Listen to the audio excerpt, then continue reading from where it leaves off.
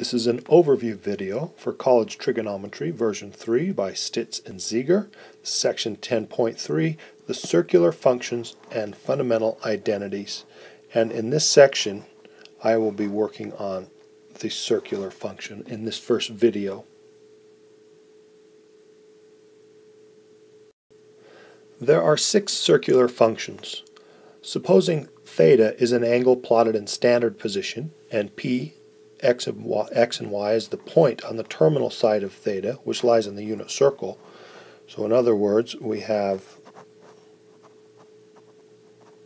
this information. This is theta, this is x and y, and this is the point p. It's on the unit circle, so the radius is 1. Cosine of theta is x.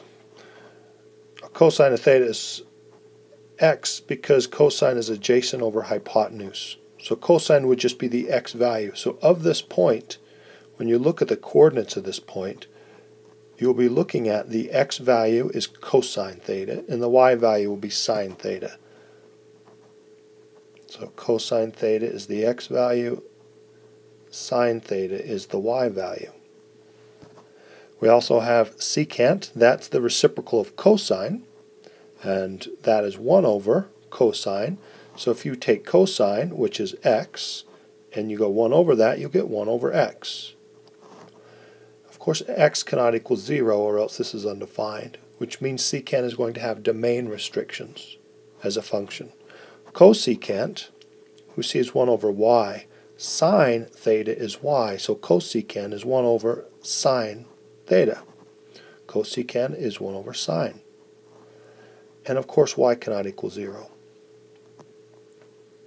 Tangent is defined by y over x. So whatever this y value is divided by whatever the x value is, that's what you get if you do tangent theta. Now sine, cosine, and tangent are all functions you have on your calculator. So this is what it's actually computing. It's computing the x and the y coordinates of a point on the unit circle given the theta that you put into your calculator. You can also see tangent being y over x is sine over cosine. Tangent is sine over cosine. We'll see that later on in this section. Cotangent, COT, that is x over y. We can see that is cosine over sine, and it's also 1 over tangent. So these are all interrelated, and it's nice to know which one is the reciprocal of which ones. To summarize the reciprocal and quotient identities, we have theorem 10.6. Secant is 1 over cosine, provided cosine not equal to 0. And if cosine equals 0, secant, which is 1 over cosine, is undefined. Cosecant is 1 over sine, provided sine not equal to 0, otherwise it's undefined. Tangent is sine over cosine. This is a quotient identity.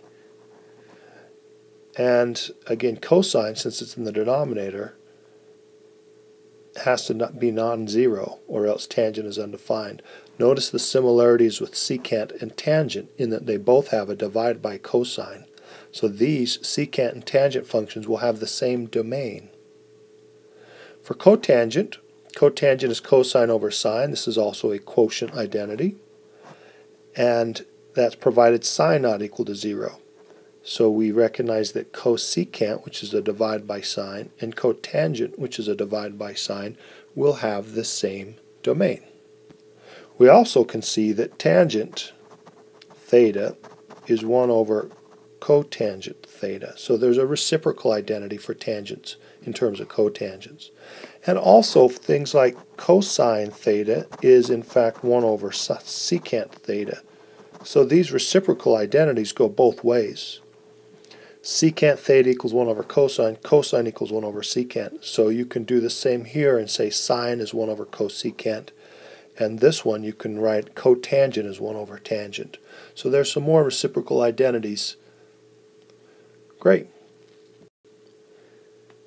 In regards to knowing the values of the 6 trig functions, the most important ones will be cosine and sine values. The common angles are 0 degrees, 30, 45, 60, and 90 degrees, or 0, pi 6, pi 4, pi thirds, pi halves. So those are within the first quadrant. These are the values. So when we see this cosine sine, we're actually looking at the values of these points, 1, 0. This is 0, 1.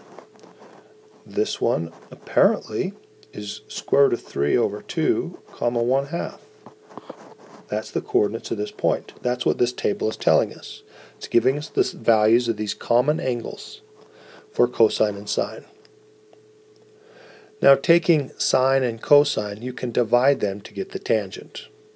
Take cosine divided by sine to get the cotangent. So this book suggests that you memorize these values as well, but if you know the sine and cosine, you can do a quick quotient of these values to get the tangent and cotangent. Notice again, where sine equals 0, the one with divide by sine, cotangent, is undefined. And the same with cosine equals 0 at 90 degrees. That's where tangent is dividing by cosine, so tangent would be dividing by 0. It's undefined. There are 2 videos that will be things you can watch that cover different methods of memorizing these that are very nice to know. Theorem 10.7 is a theorem that allows you to not have to memorize every single of the common angles in all 4 quadrants. So if we were to think of the unit circle, these are the values that are in the tables, but there's also all these other values all the way along, and you'll actually need to know all of them, but you only need to know the first quadrant ones because of this theorem. So what this theorem states is the value of the circular functions of an angle, if they exist, and we know the divide by 0 has some not exist, are the same up to a sign, so plus or minus, of the corresponding circular functions of its reference angle. So for example, more specifically, if alpha is the reference angle for theta, then cosine theta equals plus or minus cosine alpha. Now the reference angle is one of these angles between 0 and 90 degrees. So we're going to take all these other angles and reference them to these angles where you know the values.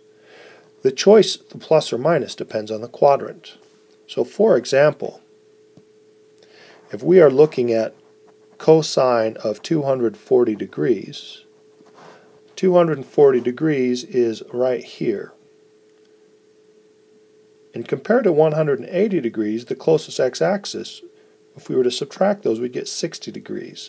So theta in this theorem would be 240, alpha would be 60. So cosine of 240 equals plus or minus cosine of 60 degrees. That's what we're getting out of this theorem.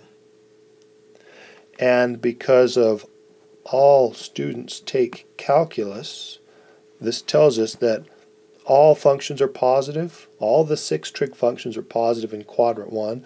Only sine and its reciprocal cosecant will be positive in quadrant 2. Here we are in quadrant 3. Only tangent and its reciprocal cotangent are positive. So that means that we have a negative for this one. And last, cosine and its reciprocal secant are the only ones positive in quadrant 4. So we could get to cosine of 240 degrees is equal to negative cosine of 60 degrees. And by the table or the other tools you might have learned, you will learn in other videos, you get that this is negative 1/2.